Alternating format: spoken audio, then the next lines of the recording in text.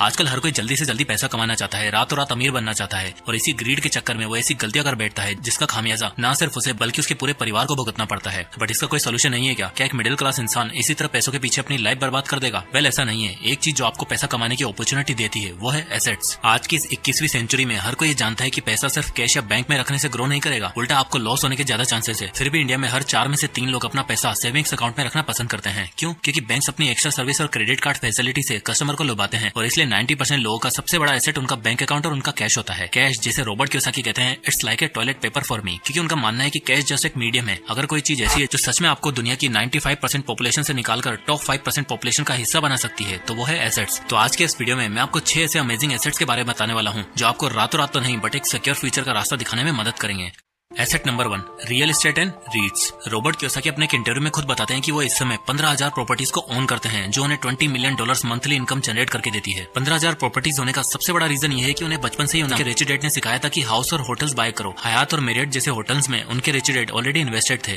Real estate का बस इतना सा सिंपल सा गेम है, जिस प्रॉपर्टी में आपने इन्वेस्ट किया है, चाहे वो अपार्टमेंट हो, स्पोर्ट्स कॉम्प्लेक्स हो, शॉप्स हो या फिर ऑफिस बिल्डिंग हो, आपकी करी हुई इन्वेस्टमेंट आपको 2 तरह से रिटर्न देती है। पहला, कैपिटल एप्रिसिएशन यानी जमीन का दाम बढ़ जाता है और दूसरा, हर साल रेंटल इनकम बढ़ती रहती है। पर अब आपका सवाल होगा कि भाई मेरे पास इतना पैसा तो है नहीं, अगर होता तो तेरी वीडियो देख रहा होता क्या? वेल, बात तो सही है, लेकिन अगर आप मेरी वीडियो देख रहे हो तो मैं आपको इस तक पहुंचाने का रास्ता भी बताऊंगा, जिसको रॉबर्ट कियोसाकी OPM यानी अदर्स पीपल मनी कहते हैं। आप होम लोन्स या प्रॉपर्टी लोन्स के जरिए रियल एस्टेट में इन्वेस्ट कर सकते हो, बट ध्यान रहे 40 से 50% तक की डाउन पेमेंट करना और लोन पीरियड कम रखना। अब अगर उससे आप 40% तक का अमाउंट भी नहीं अरेंज कर सकते और इतनी सारी कैपिटल के साथ इन्वेस्ट नहीं कर सकते, सो डोंट वरी, फिर भी आप रियल एस्टेट में इन्वेस्ट कर सकते हो और महीने के 5,000 रुपए से भी शुरुआत कर सकते हो। और वो कैसे है? रीट्स के द्वारा, यानी रियल एस्टेट इन्वेस्टमेंट ट्रस्ट। ये कंपनीज अपनी 90% रेंटल इनकम अपने इन्वेस्टर को इंटरेस्ट और डिविडेंड पेमेंट के रूप में देती है, जो रेगुलर कैश की एक बहुत ही बड़ी प्रॉब्लम को सोल्व करती है। और जैसे आपकी स्टॉक्स की वैल्यू बढ़ती है, उसे आप सेल कर देते हो, ठीक उसी तरह रीट्स भी आपको पूरी फ्लेक्सिबिलिटी देती है अपनी इन्वेस्टमेंट को प्रॉफिट पर सेल करने के लिए, और सेल नहीं भी करते तो डिविडेंड तो मिलता ही रहता है। अब आता है एसेट नंबर 2, ऑनलाइन एसेट्स। अगला और आजकल का सबसे ट्रेंडिंग एसेट है ऑनलाइन एसेट्स। पिछले 10 सालों में ऑनलाइन और ई-कॉमर्स के सेक्टर में इंडिया काफी आगे आया है। आजकल कंटेंट का जमाना है, ऑनलाइन बिजनेस का जमाना है। ऐसे में हमारे लिए बहुत जरूरी हो जाता है कि हम भी फाइनेंशियल एसेट की तरफ स्विच करें, जिसमें सबसे पहला आएगा ऑनलाइन बिजनेस। इसमें आप ड्रॉप शिपिंग का प्रोडक्ट बेस्ड बिजनेस बिल्ड कर सकते हो या फिर ऑनलाइन स्टोर खोलकर अपना खुद का क्लोथिंग या शूज ब्रांड बिल्ड कर सकते हो। अगर आप बिजनेस नहीं तो एसेट के नाम पर वेबसाइट क्रिएशन शुरू कर सकते हो, क्योंकि आज की डेट में हर बिजनेस को एक अट्रैक्टिव और ब्रांड न्यू वेबसाइट चाहिए होती है। तो आप टाइम निकालकर और AI टूल की मदद से वेबसाइट डेवलपमेंट कर सकते हो। साथ ही आपका कंटेंट, आपका यूट्यूब वीडियोस, आपके ब्लॉग्स और आपके एजुकेशनल एप्स आपके सबसे बड़े ऑनलाइन एसेट बन सकते हैं। साथ ही आजकल एक चीज सबसे ज्यादा ट्रेंड कर रही है, वो है online e books. AI tool की मदद से आज की डेट में आप ऑनलाइन ई बुक क्रिएट कर सकते हो, जिन्हें सेल करके अच्छा खासा मंथली रेवेन्यू भी जनरेट कर सकते हो। और ये चीज आपको कैसे पैसा देगी ये डिस्कस करेंगे 5th पॉइंट में। So switch online and build online assets. Asset number 3, farm land. Online asset के बाद कोई एसेट आपको सही फाइनेंशियल फ्रीडम दे सकता है तो वो है फार्म लैंड। दोस्तों, हमारे इंडिया में मेन सोर्स ऑफ ऑक्यूपेशन है फार्मिंग, क्योंकि एक इकलौता ऐसा सोर्स है जो देश को सिर्फ खाना, अनाज और दाने नहीं देता, बल्कि हमारे देश की इकोनॉमी को भी चलाता है। और मानो या ना मानो भाई, एक ना एक दिन AI यूज करना छोड़ दोगे, टीवी देखना छोड़ दोगे, फोन चलाना भी छोड़ दोगे, लेकिन खाना पीना थोड़ी छोड़ोगे। और इसलिए सिर्फ लैंड ही नहीं बल्कि फार्म लैंड में इन्वेस्ट करना एक सबसे बड़ा गेम चेंजर साबित हो सकता है। कैसे? तो इसके 3 सबसे बड़े कारण हैं। पहला, इंडिया में एग्रीकल्चर लैंड की वैल्यू हर साल 10 से 12% इंक्रीज होती है। दूसरा, एग्रीकल्चर लैंड से होने वाली कोई भी इनकम टैक्सेबल नहीं होती। तीसरा, एग्रीकल्चर लैंड इकलौता ऐसा एसेट है जिसे मार्केट फ्लक्चुएशन का कोई असर नहीं पड़ता और ये आपको एक कंस्टेंट इनकम सोर्स भी जनरेट करके देता है। ये एसेट क्यों इतना ट्रेंडी है? क्योंकि कोविड के बाद लोगों को ऑर्गेनिक फ्रूट्स और वेजिटेबल की तरफ रुझान बढ़ा है। प्लस में एक नॉर्मल लैंड की तरफ फार्म लैंड में इन्वेस्ट करना ज्यादा कॉस्ट इफेक्टिव हो सकता है, क्योंकि इस लैंड के आसपास फैसिलिटीज नहीं होती, इसलिए कॉस्ट ऑफ एक्विजिशन भी कम पड़ती है। प्लस में मल्टीपल बेनिफिट्स, तो एक अच्छे एसेट पोर्टफोलियो के लिए फार्म लैंड बेस्ट इन्वेस्टमेंट हो सकता है। Asset number 4, paper assets. अगला आता है सबसे कॉमन एसेट अपने पैसों को इन्वेस्ट करने के लिए, और वो है पेपर एसेट्स। पेपर एसेट्स का मतलब है हाई डिविडेंड वाले stocks, index fund, mutual fund, इन सभी में इन्वेस्ट करना। हाई डिविडेंड स्टॉक्स वो स्टॉक्स होते हैं जिसमें इन्वेस्ट करने से आपको काफी अच्छा डिविडेंड रिसीव होता है, प्लस में प्राइस एप्रिसिएशन अलग। इंडेक्स फंड बेसिकली कंट्री की टॉप 50 कंपनी के स्टॉक्स का एक फंड होता है, जिसमें आप हर महीने SIP के थ्रू और एक बार लमसम के जरिए भी इन्वेस्ट कर सकते हो। यानी बेसिकली ये पेपर एसेट एक ऐसा एसेट है जो आपको 4th क्वाड्रेंट में लाकर खड़ा करता है, जो कि है इन्वेस्टर्स। रॉबर्ट कियोसाकी कहते हैं कि land owners others people money का यूज करते हैं, लेकिन 4th क्वाड्रेंट वाले लोग यूज करते हैं OPT यानी अदर्स पीपल टाइम का, और यही वो जगह है जहाँ से सबसे ज्यादा वेल्थ बनती है। अब अगर आप इस SIP कैलकुलेटर में देखोगे, अगर आप 10,000 रुपए हर महीने 20 साल तक इन्वेस्ट करते हो, जहाँ आपको 13% का रिटर्न मिल रहा है, तो आपकी वेल्थ 1 करोड़ 10 लाख रुपए हो जाएगी। और यही इन्वेस्टमेंट अगर आप 30 सालों के लिए करते हो तो आपकी वेल्थ 4 करोड़ 40 लाख रुपए हो जाएगी। और अगर इन्फ्लेशन से एडजस्ट भी किया जाए तो 30 साल बाद आपकी वेल्थ 1 करोड़ 20 लाख रहेगी, जो एक अच्छा अमाउंट है। और अभी तो यहाँ हमने केवल 10,000 की SIP रखी है, बट ऐसा तो है नहीं कि आप इतना ही अमाउंट इन्वेस्ट करते रहोगे, आपकी इनकम बढ़ेगी तो आपका इन्वेस्टमेंट अमाउंट भी बढ़ेगा। अब आप चाहते हो कि ये अमाउंट आपको 30 सालों में नहीं केवल 15 सालों में अचीव करना है, तो इन्फ्लेशन को एडजस्ट करने के बाद ये अमाउंट कितना होना चाहिए, तो चलिए देखते हैं। तो अगर आप आज से 35,000 रुपए पर मंथ की SIP शुरू करते हो और अपने अमाउंट को इन्फ्लेशन से एडजस्ट करते हो तो 15 साल बाद आपकी वेल्थ 1 करोड़ 10 लाख रुपए हो जाएगी। तो ये डिपेंड करता है कि आपका इन्वेस्टमेंट अमाउंट कितना है और आपका टाइम होराइजन कितना है। इसलिए बन मस्का खाओ और पेपर एसेट्स में इन्वेस्ट करो। Asset number 5, intellectual property. अगला एसेट आता है इंटेलेक्चुअल प्रॉपर्टी। दोस्तों, इंटेलेक्चुअल प्रॉपर्टी का मतलब है आपकी खुद की क्रिएशन और उस क्रिएशन पे आपके राइट्स। इंटेलेक्चुअल प्रॉपर्टी में आपका कंटेंट, आपके प्रोडक्ट, आपका कोई भी क्रिएशन और क्रिएशन से जुड़े आपके फॉलोअर्स आपका सबसे बड़ा एसेट साबित हो सकता है। अब इंटेलेक्चुअल प्रॉपर्टी एसेट बनाते कैसे हैं और उनसे इनकम कैसे आती है, आइए इसे जरा डिटेल में देखते हैं। तो जैसे कि हमने ऑनलाइन एसेट वाले पॉइंट में देखा कि हम मल्टीपल सोर्सेज से ऑनलाइन एसेट क्रिएट कर सकते हैं, ठीक उसी तरह आप ई कंटेंट बनाकर इंटेलेक्चुअल प्रॉपर्टी का फायदा ले सकते हो, जिसमें ई बुक आज की डेट में सबसे ज्यादा ट्रेंड कर रहा है। आज की डेट में यानी 2024 में ई बुक इंडस्ट्री का मार्केट साइज $17.20 बिलियन का है और रिपोर्ट्स के अकॉर्डिंग ये बिजनेस 2029 तक बढ़कर $22 बिलियन का होने वाला है। क्योंकि देखो, आज ना चाहते हुए भी हर तरह की जनरेशन फोन्स और कंप्यूटर से एडिक्टेड हो चुकी है। सभी को ऑनलाइन और इंटरनेट के मीडियम से कंटेंट कंज्यूम करना है। लोगों को आज की डेट में बुक्स लेकर घूमना अच्छा नहीं लगता है, इसलिए वो अपने फोन्स और टैब्स में ही बुक्स रीड करते हैं। और तो सबसे बड़ी चीज, ई बुक सभी के लिए कॉस्ट इफेक्टिव होती है, फिर चाहे वो क्रिएटर हो या फिर यूजर। और इसमें सबसे बड़ी चीज, आपकी क्रिएट करी हुई ई बुक पर आपका कॉपीराइट होता है, यानी वो आपकी इंटेलेक्चुअल क्रिएशन होती है। इसलिए अगर उसका यूज करके कोई कुछ भी क्रिएट करेगा तो आपको रॉयल्टी के रूप में इनकम मिलती रहेगी। इसलिए बस आपको क्या करना है, एक सिलेक्टिव नीश पर कंटेंट लिखना है, फिर उसे अच्छे से फॉर्मेट्स और डिजाइन देने हैं ताकि अट्रैक्टिव लगे। और तो अगर आप खुद लिख भी नहीं पा रहे हो, डिजाइन नहीं कर पा रहे हो, तो ऐसे में AI टूल्स है जो आपको ई बुक्स क्रिएट करके और एडिट करके भी दे देंगे। फिर इन्हें आप Amazon Kindle, Apple iBooks, Google Play जैसी जगहों पर बेच सकते हो और अपने लिए एक passive income generating asset build कर सकते हो। Asset number 6, commodities. तो पैसे से पैसा बनाने की लिस्ट में जो लास्ट और हजारों सालों से टेस्टेड एसेट है वो है कमोडिटी। ऑथर रॉबर्ट कियोसाकी इसको गॉड्स मनी भी कहते हैं, जिसमें सारे नेचुरल एसेट्स आते हैं जैसे कि gold, silver, energy resources, food, life stock जो हमारी अर्थ पे अबंडेंस में है और जिसके बिना जीवन मुश्किल है। अपने एक इंटरव्यू के दौरान रॉबर्ट एजुकेशन सिस्टम को ब्लेम करते हुए कहते हैं कि स्कूल हमें पढ़ाते हैं ताकि हम बड़े होकर पैसा कमा सकें, कैश अर्न कर सकें और उसके मुताबिक ये कैश आपकी सफलता की चाबी है। जबकि मैं समझता हूँ कि ये कैश कुछ नहीं, मात्र एक टॉयलेट पेपर के समान है, इसकी खुद की अपनी कोई वैल्यू नहीं है। ऐसा इसलिए क्योंकि कैश गवर्नमेंट के द्वारा क्रिएट किया जाता है और कुछ नहीं जिसे सरकार आज नहीं तो कल बंद भी कर सकती है और उसे किसी और चीज से रिप्लेस भी कर सकती है। लेकिन गॉड्स मनी एक ऐसा एसेट है जिसकी वैल्यू कभी रिप्लेस नहीं की जा सकती, जो हर कंट्री में हर कोने में है, सेम वैल्यू होल्ड करता है, जो आज से 100 साल पहले जितना इंपॉर्टेंट था आने वाले 100 सालों में भी उतना इंपॉर्टेंट ही रहने वाला है। इसलिए अगर हो सके तो आपको भी गोल्ड क्रिएशन पे इन्वेस्ट करना चाहिए। अपनी इनकम का एक हिस्सा बचाकर गोल्ड और सिल्वर जैसी कमोडिटीज के लिए रखना चाहिए, क्योंकि बाकी सभी चीजों के दाम चाहे घट जाए लेकिन गोल्ड हमेशा बढ़ता रहेगा। आज देखो, इंडिया में गोल्ड 70,000 रुपए टच कर गया है। गोल्ड और सिल्वर के अलावा भी जो सबसे इंपॉर्टेंट कमोडिटी है वो है एनर्जी और लाइफ स्टॉक रिसोर्सेज। आने वाले 10-20 सालों में इंडिया में ईवी इंडस्ट्री बनने वाली है। ठीक उसी तरह जिंदा रहने के लिए हर इंसान को लाइफ स्टॉक और एग्रीकल्चर प्रोडक्ट तो कंज्यूम करना ही पड़ेगा, तो ये भी आपके लिए एक अच्छा सोर्स ऑफ इनकम हो सकता है। सो एट लास्ट हम यही देख सकते हैं कि घर में और बैंक में कैश उतना ही रखो जो इमरजेंसी के लिए काम है और एक डिसेंट अमाउंट इकट्ठा होने के बाद धीरे धीरे उसे इन्वेस्ट करना शुरू करो। शुरुआत छोटे से ही करो और जब आपको रिजल्ट दिखने लगे, आपको कॉन्फिडेंस आने लगे, तब अपने इन्वेस्टमेंट अमाउंट को बढ़ाते चले जाओ। तो दोस्तों, ये थे वो 6 एसेट्स और कमेंट करके जरूर बताएं आप किसमें इन्वेस्ट करने के लिए इंटरेस्टेड हो। वीडियो पसंद आया हो तो लाइक करें और ज्यादा से लोगों तक शेयर करें। इसी तरह के वीडियोस के लिए चैनल को सब्सक्राइब जरूर करें ताकि आप कोई भी वैल्यूएबल वीडियो मिस ना करें। तो मिलते हैं नेक्स्ट वीडियो में, तब तक के लिए जय हिंद।